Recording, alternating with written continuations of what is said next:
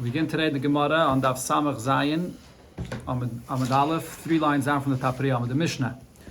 Sagt the Mishnah, Moicher es a chotzer, a person sold a courtyard. Machar, batim, beiris, shichen, and meiris. Included in the sale is the houses in the courtyard, the pits, the ditches, and the caves that are made to store things inside, water or other things. They're all included in the sale. When you sell a courtyard, so it's basically you're selling a person this property. It's not just the outdoors, the courtyard. It includes all these things as well. But it does not include the movable things that are not fixed there in this place, that are in the courtyard. That's not part of the sale.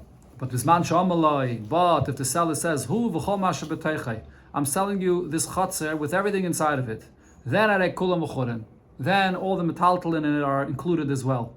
And in this case, when it says all the metaltalin are included, the Rashbam says that means even metaltalin that are not needed for the use of the courtyard itself, they're also included.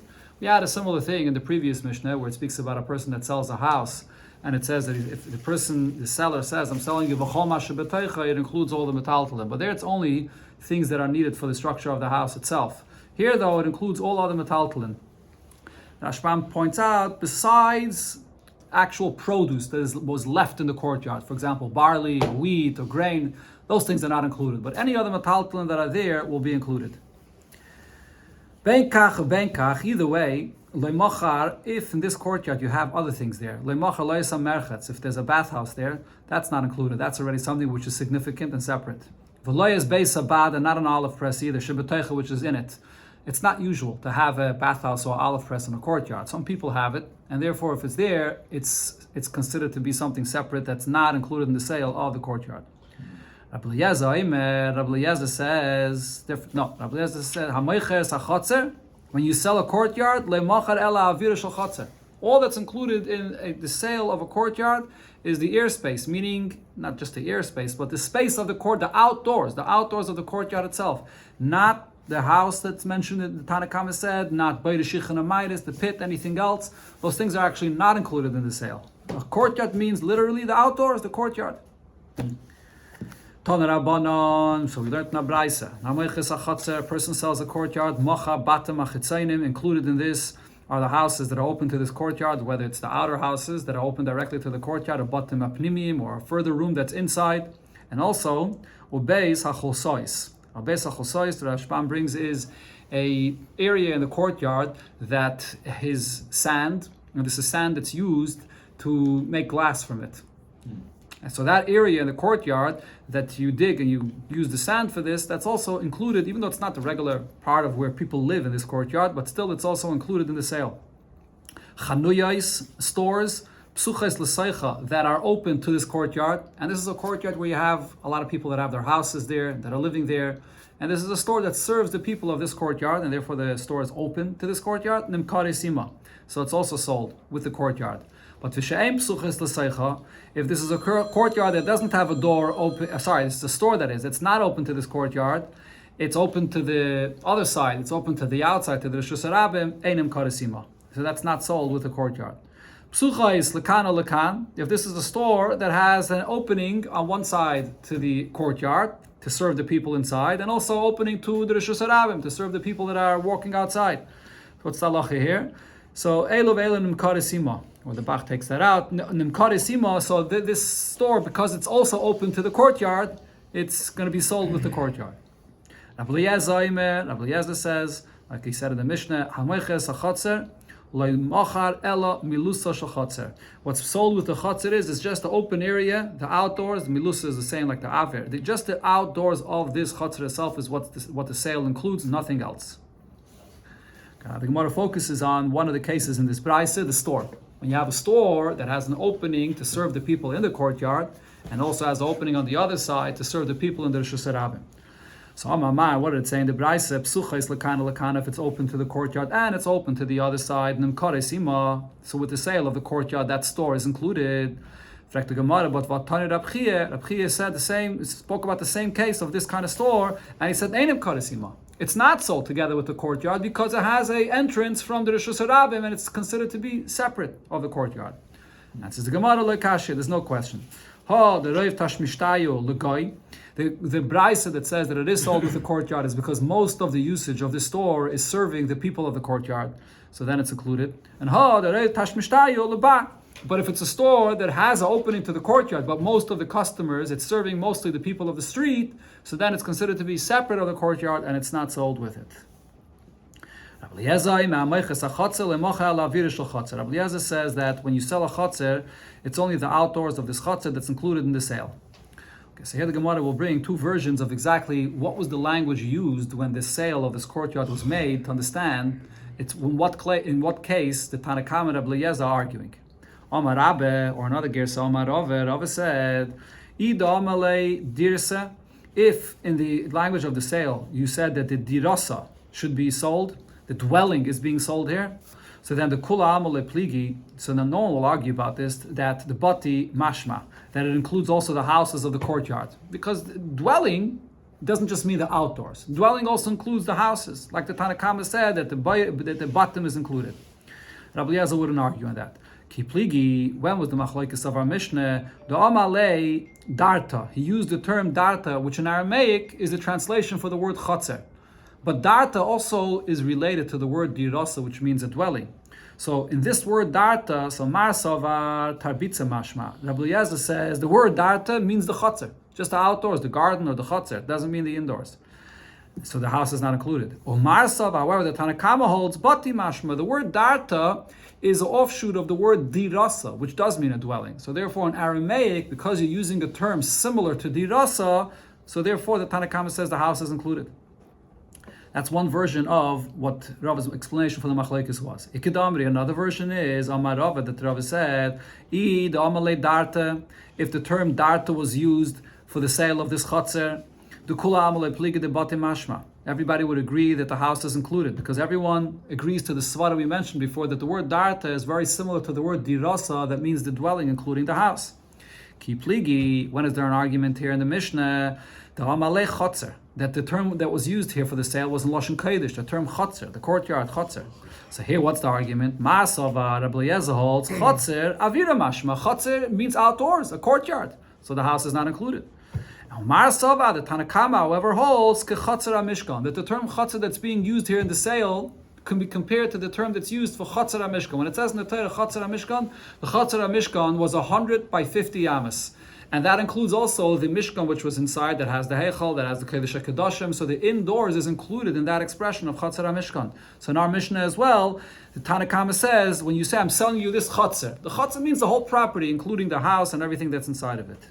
So the Rashbam says the second pshat here, the second version of the pshat of the Mishnah that Rava says fits better with the simple pshat of the Mishnah, because in our Mishnah it doesn't say anything about dirasa, darta, and our Mishnah says hamoicher es hachatzer. Sounds like that the term used in the sale was the word chatzer. Another halacha of Omar Rava, of Omar Rabbe Rava, Omar Rav Nachman, machaloi chulsis umitzula. If you sell a person a chulsis, which is an area as mentioned that you create, you have the sand that you create glass from it, and a mitzula, a pond. What's this pond for? So the Rashbam says either this is a pond where you can get out gold and silver or precious gems from it, or it's just an area for fishing. So you sold the person these two properties, one for the sand and one with this pond. Now, hichzik b'chulsis, if you did the act of the kinyan to acquire the chulsis, chazakeh, to be kind of that area, leikana mitzula, that the act of the kinyan for the chulsis is not going to work for the property of where the pond is in. You have to, it's a separate kind of a property, it's a different property, you're going to have to do a separate act of chazakeh in that pond to be kainet. So if you did the act of the kinyan to acquire the pond, you're not going to be kainet the area of the sand for the glass. It's two separate areas with two different uses, you need a separate kinyan for each one of them. So the Gemara asks on this, is this true? But Shmuel had said, and we had this already here in the Masechta before a few times, if you're selling a person 10 different properties, and they're not even in the same area, there are 10 properties, they're in 10 different countries. If the buyer made a chazakeh just in one of them, kana kulan, he acquires all the properties. So you don't need a separate act of a kinyan for each one of them. He has to pay properly for what it is that he made up for all of these properties. And the Rashbam clarifies it's in a case where the kesef itself will not be the kinyan, but it's the chazakah that's the kinyan. But when you do the act of chazakah in one, the entire you're kind of all of them. So over here as well, when there's these two properties, one is the area of sand, another one is a pond, why do you need a separate act of chazakeh for both of them? So the Gemara answers, it's not the same thing. The Bach adds in, Hochi hashta, how could you compare it to what Shmuel said? Hasam hu desadne da'arachadu. In the halacha of Shmuel, the reason why the chazakeh in one area helps for different properties, because I say that the entire earth is all one continuation, it's all one thing. But there's also another point. The kula chadat hashmishtahu, and the different properties that you're acquiring at the same time are all properties for the same use. Aval hacha. However, over here, what are we talking about? Ha tashmishtalachod, v'ha tashmishtalachod. Over here, these are two different properties that are used for totally different things. This is a sand. This is a pond. So the fact that it's sadna da'ara chadu is not enough. It has to be different properties that are used for the same kind of thing. Then I say that the chazakah in one will be a chazakah in the other. So therefore over here it doesn't work. So that's one version. 5 properties, and one is a field, and one is a house. It's not going to work. That's what it comes out from the Gemara saying. Yeah. But there's a second version. The second version says, we go over to the Gemara Amud Beis. Omar Rav Nachman, that Rav said in the name of Rav Nachman. Hichzik b'cholsis, that when you have these two kind of properties and you did the act of the kinyan of chazakeh and the sand, kana mitzula, you will acquire the other property of the pond. Now, in this version, the Gemara says, understand the Bach adds in the same thing is also the opposite. Hichzik b'mitzula, kana cholsis. Okay, now, so the question is, in this version, pshite, the fact that you can do the act of the chazakeh in one property and you acquire the other, it's obvious. Because the Hama Shmuel already said, saw this for as mentioned, you said that the 10 properties in 10 different areas, the kinyan of chazakah in one will acquire all the others. So the Gemara explains, the same svara we said before, Mao de Teime, I would think to say, Hasamu desadin da'arachadu, that only when you have different properties in different areas that are all used for the same usage, then I say it's all one thing. But over here, where each one is being used for a separate use, then I would say that you can't make a chazakah in one and be kind of the other. Kamash Malan, that's why in this version, and this is the version we paskin like, that if you are buying different properties, even though they're totally different in nature, but if you make the kinyan chazakah in one, you will be kind of the other properties as well. But the Gemara is veering away from the Mishnah. The Mishnah starts off by saying that it makes a distinction between mechubal karka and metaltlin. Yeah, correct. Then Rabbi Elazar says, no, none of that. It's a different subject. This point we just learned here is a different subject. Because the only reason it brings it up is because in the Braisa that was quoted before, it mentioned the fact that in a property you could have an area of the property that has sand in it, so it brings in this halacha. But it's really a different subject. Correct. So we didn't resolve the Mishnah really. What do you mean resolving? The Gemara explained the Gemara explained the machlokes. The Gemara had 2 versions of explaining the machlokes of the Tanakama and Rabbi Eliezer. You're selling a olive press. So there are different components to this olive press. So we'll follow in the picture. First we'll see it in the Mishnah, the terms that it says in the Mishnah, but then the Gemara is going to explain all the different components of this olive press. So the Mishnah says, Mochar asayam, included in this sale is the yam, vesamemel, vesapsulois. Those are things that are integral to what the olive press is, and therefore that's what the sale includes. Aval loy mochar es ha'abirim v'sagalgal v'sakaira. The abirim or the galgal or the kaira are not included in it, in this sale of the olive press. Now bizman, the Gemara is going to explain all the details of what this is. It can't. The truth is that I defined it wrong. You're right, because the point there is not so much what's integral for its use and what's not, because you need all of it in order for the olive press to work. But nevertheless, there are certain parts that are more stationary that are included, and there are other parts that are not so kavua, and that are metaltlin. You can exchange it, you can move it around, and those are not included. That's really the point there. But if the seller says, I'm selling you this olive press, everything that's part of it, all components included, then all the parts are included. Rabbi Eliezer says, person that sells the Beis Abad, machar as kaira, even without specifying that it includes everything, the kaira will be included. Okay, so now what are all these different Lashonis the Mishnah said for the components of the Beis Abad? Okay, I made a copy of the picture of what there is in Art Scroll, but if you want to understand this properly, you really have to see the picture. So the Gemara Yam, when the Mishnah says that you have the Yam of the Beis Abad, what is the Yam? Talfacha. The Yam is a talfacha. The literal translation of the word talfacha is a lentil, because the pool where the oil of the olives that are being pressed come into is shaped like the shape of a lentil, sort of round. So therefore, it's called roundish. Roundish. Okay. So therefore, it's called it's called talfacha. Okay. So it's basically this big basin or this big container. Now, mamel. What's the next thing the Mishnah said? The mamel. Amar Ab Abba bar mamel. That it's mafrachta. This is the mafrachta. What is the mafrachta? So the mafrachta is this is actually not part of this picture.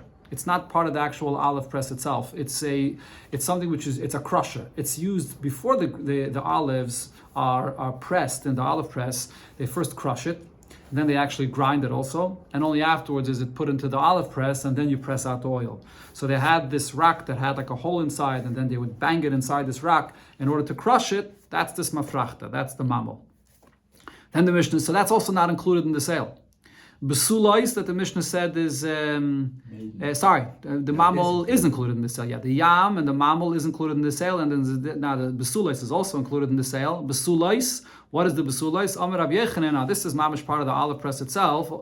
Kluntzais shel erez. These are the posts, the cedar posts that there are on both sides. Shemamida be'emes hakayda. That's what holds up the kaira, the beam that will actually be pressing the olives. Now you see it here in the picture. You have to have the two beams on the side, or the two posts on the side that holds up the whole olive press.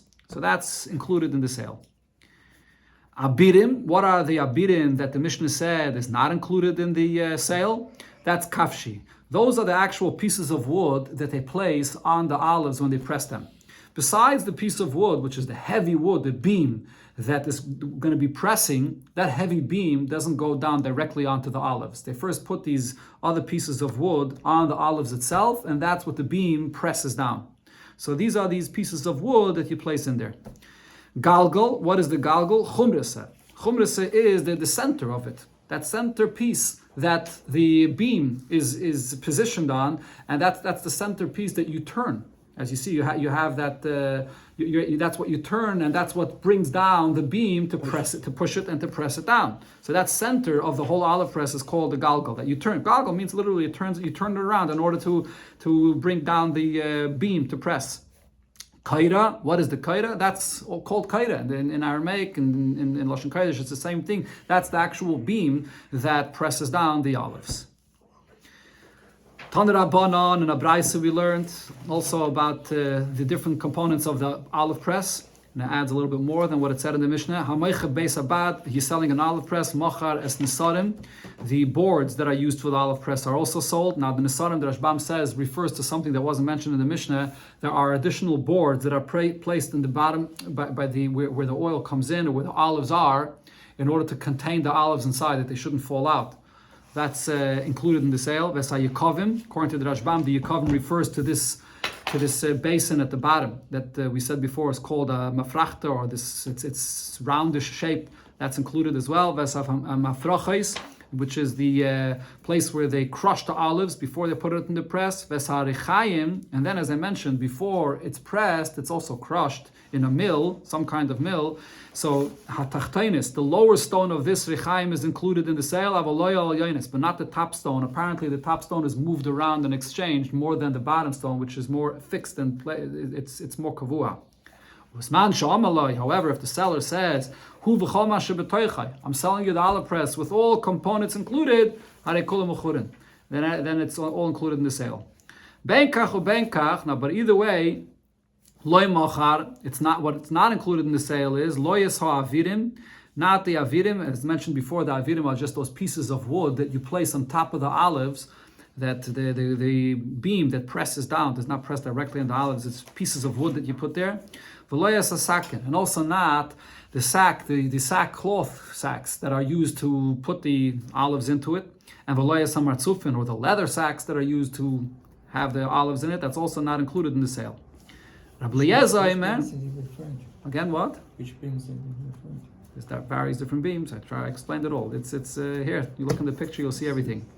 Rabbi Eliezer says, Hamoiche beis habad, when you sell an olive press, even if you don't specify clearly all components included, machar es hakaira. The kaira, which is the beam, that heavy beam that is doing the pressing, that's included. What is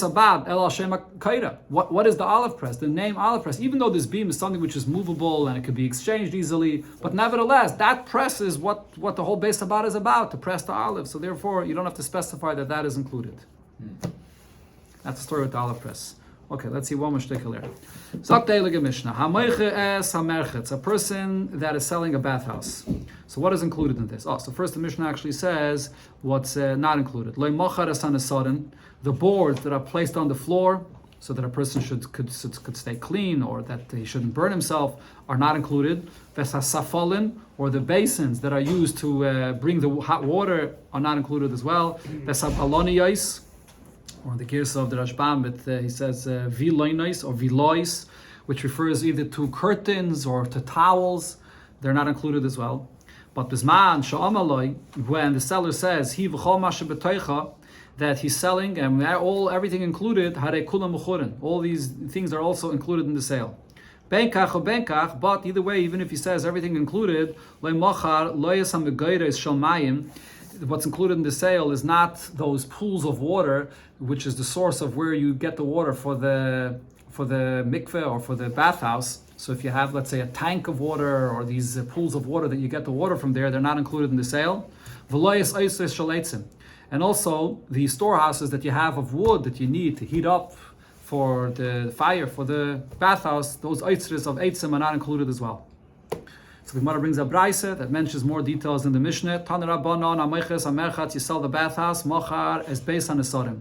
The area that you keep the boards that are being used in this bathhouse, so they remove them, they exchange them, or they clean them, and there's a storage house where you keep those boards. So that beis hanesarim, which is directly open to the bathhouse itself, is included in the sale. Ves beis hayikamin. The beis hayikamin is also included. This yikamin is also, Rashbam says, some kind of towel or something, some kind of handkerchief that they would cover their face or their head with when in the bathhouse, and that's where they would store it. That room is included in the sale as well. Ves beis hasafalim. There's the room that they would store all the basins, the shissels that they would use for the bathhouse is included. Ves beis havilois, the room where they would store the curtains or the towels. Aval lois and the sarim atzman.